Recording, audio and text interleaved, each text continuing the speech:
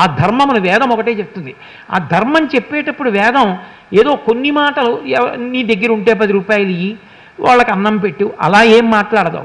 మాట్లాడేటప్పుడు వేదం ఎలా మాట్లాడుతుందో తెలుసుకుంటే ఒక మనుష్యుడి జీవితం ఎలా ఉండాలో అర్థమవుతుంది. ధర్మము, పంచె ఎలా కట్టుకోవాలి, ఆచమనం ఎలా చెయ్యాలి, విభూతి ఎలా పెట్టుకోవాలి, బొట్టు ఎలా పెట్టుకోవాలి, పూజ ఎలా చెయ్యాలి, చేసేటప్పుడు నీకు సమయం ఉంటే ఎలా చెయ్యాలి, సమయం లేకపోతే ఎలా చెయ్యాలి, పాత్రలు ఎలా ఉండాలి, నీవు పూజ చేసే సంభారములు ఎటువైపు పెట్టుకుని నువ్వు కూర్చోవాలి, దర్భాసనం మీద ఎలా కూర్చోవాలి, దర్భాసనానికి ఉన్న ప్రాముఖ్యత ఏమిటి, నీటికి ఎంత శక్తి ఎక్కడి నుంచి వచ్చింది, నీటిని ఎంత జాగ్రత్తగా ముట్టుకోవాలి, ఆచమనంలో ఏ ఏ అవయవాల్ని స్పృశించాలి, ఎందుకు స్పృశించాలి, కాళ్ళు ఎలా పెట్టాలి, దగ్గర నుంచి కర్మ సంబంధమైన విషయముల దగ్గర నుంచి జ్ఞానము వరకు వేదము స్పృశించనటువంటి విషయం ఉండదు.